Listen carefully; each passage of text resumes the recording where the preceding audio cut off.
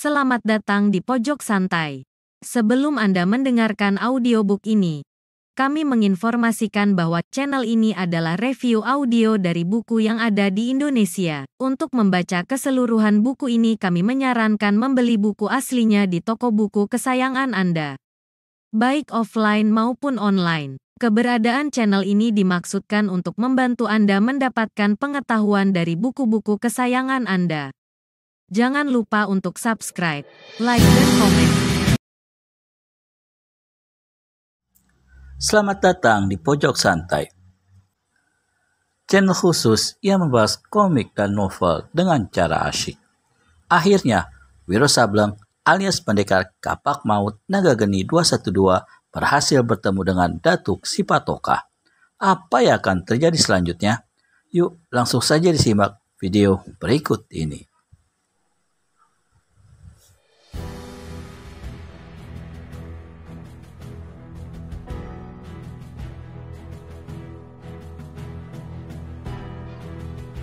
Perjanjian macam mana?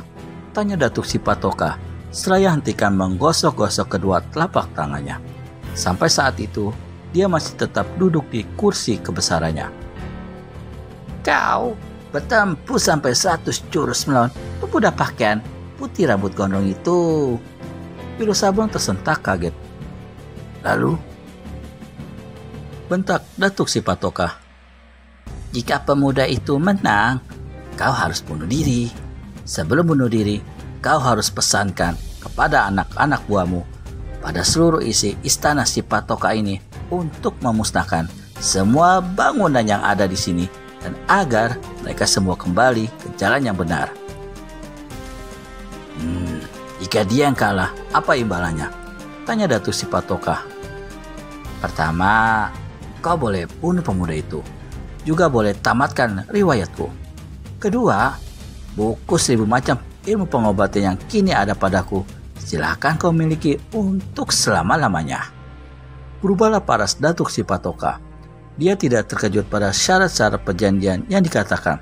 Tapi begitu mengetahui bahwa buku 1000 macam ilmu pengobatan berada di tangan orang yang di atas loteng itu, kagetlah dia. Wiro Sableng sendiri terkesiap karena justru kedatangannya ke Tambun Tulang adalah untuk mencari buku itu. Kurang ajar. Terdengar makian Datuk Sipatoka menggeledek. Dari mana kau ambil buku itu? Dari dalam kamarmu tentu, saut orang di atas loteng dan tertawa mengekeh. Bagaimana bisa? Dalam hati Datuk Sipatoka mengutuk habis-habisan. Jika orang itu dapat masuk ke dalam istana Sipatoka dan mencuri kitab 1000 macam ilmu pengobatan dari dalam kamarnya, nyatalah kepandaiannya luar biasa sekali dan dia telah saksikan sendiri tadi. Menurut pandangan Datuk Sipatoka, kalau bertempur melawannya, belum tentu dia bisa dikalahkan oleh orang sakti itu. Tapi untuk mengalahkan lawan pemuda itu bukan hal yang mudah pula bagi Datuk Sipatoka.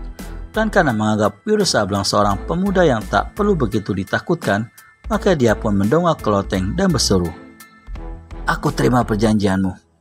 Bagus, tapi harap kau sampaikan dulu pesanmu pada seluruh isi istana ini. Saut orang yang masih bersembunyi di balik loteng. Kentut, apa kau kira pemuda tengik itu pasti akan mengalahkan aku? Teriak Datuk Sipatoka marah. Belum tentu memang, tapi kalau kau tak bersedia menerima persyaratan, berarti perjanjian batal. Dan terpaksa buku 1000 macam ilmu pengobatan ku bawa pergi ya.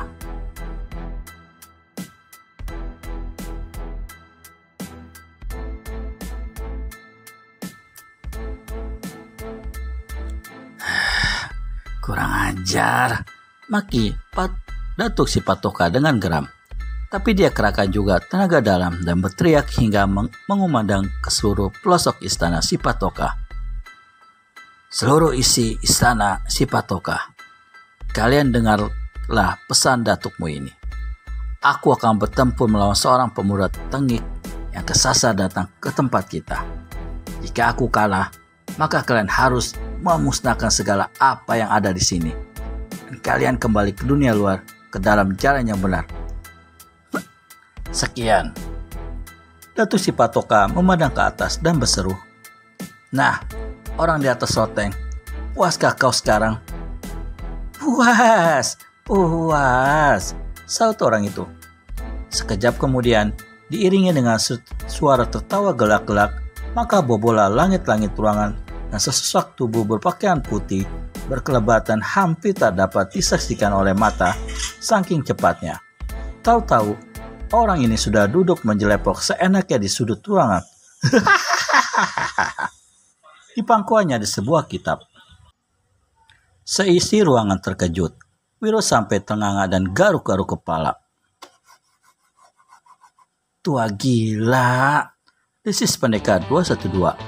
Laki-laki itu cepat-cepat menjurah hormat. Ah, kau masih saja pakai segala macam peradatanya, membikin muak perutku, kata orang yang duduk di sudut ruangan yang memang tua gila adanya. Hadapi si cebol itu. Kalau nasibmu baik, kau menang. Tapi kalau tidak, kau akan aku akan konyol. Sehabis berkata keras begitu, tua gila pergunakan ilmu menyusukan suara memberi bisikan pada Wiro.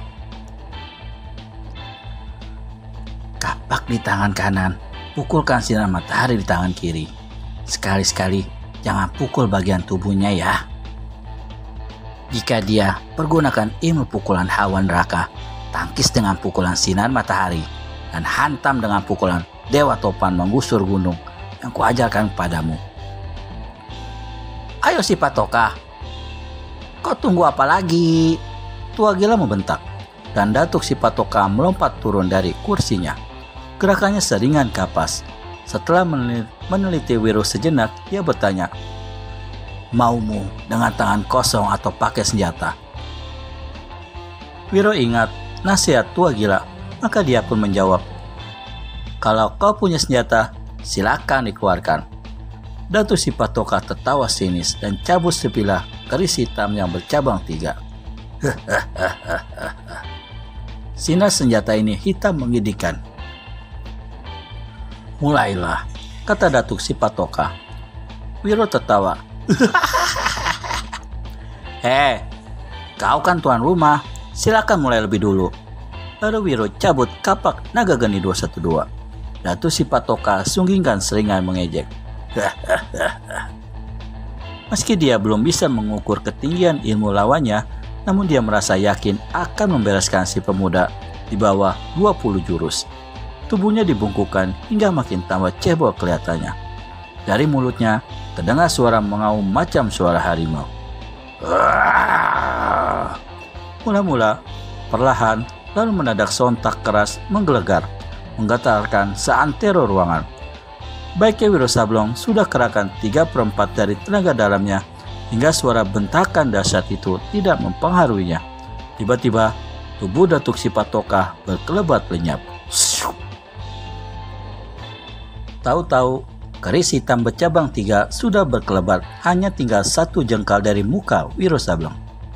Wiro terkejut, lekas-lekas melompat ke samping. Meski tangan kirinya mempunyai kesempatan leluasa menjotos tubuh lawan, tapi karena ingat akan ucapan tua gila tadi, maka hal itu tidak dilakukannya. Hampir keris bercabang 3 itu lewat di sampingnya. Tiba-tiba dengan sebal Datuk Sipatoka menusuk ke perut, sedang tangan kiri lepaskan satu pukulan hebat. Wiro geser kaki kanan. Sambil miringkan badan, kapak naga geni 212 dibabatkan ke bawah. Meski senjatanya adalah senjata mustika sakti, namun melihat kapak lawan yang agaknya bukan sembarang senjata pula, maka Datuk Sipatoka tak berani ambil keputusan untuk adu senjata. Tarik pulang tangan kanan, Datuk Sipatoka lipat gandakan pukulan tangan kirinya, hingga angin pukulannya keluar laksana topan prahara. Di lain pihak, Wiro pun sudah menangkis dengan pukulan kunyuk melempar buah yang mengandalkan seluruh bagian tenaga dalamnya. Dengan suara seperti letusan, sewaktu kedua angin pukulan itu saling beradu dengan segala kehebatannya. Duar! Istana Sipatoka bergetar. Wiro Sablong terhuyung-huyung sampai 7 langkah. Datuk Sipatoka Jika tidak lekas-lekas pergunakan ilmu mengentengkan tubuhnya, meski dia tak sempat terhuyung ke belakang, namun mungkin akan terhanyak jatuh duduk di lantai tulang. Terkejutlah manusia cebol ini. Tidak disangkanya, tenaga dalam lawan begitu hebat, lebih tinggi sekitar 1-2 tingkat dari tenaga dalamnya sendiri. Dan diam-diam, dia mulai menyaksikan apakah dia akan sanggup mengalahkan pemuda itu di bawah 20 jurus sebagaimana yang dipastikan semula. Jurus kedua dibuka kembali oleh Datuk Sipatoka dengan serangan yang lebih ganas dari pertama tadi. Dia meraung macam harimau ketika serangan yang sekali ini pun berhasil dielakkan lawan. Bagaimana selanjutnya pertarungan Wiro Sableng alias pendekar Kapak Maut Naga Geni 212 melawan Datuk Sipatoka? Temukan jawabannya di video selanjutnya hanya di channel Pojok Santai. Segera subscribe dan tekan tombol lonceng untuk mendapat notifikasi video terbaru dari kami. Terima kasih dan sampai bertemu kembali.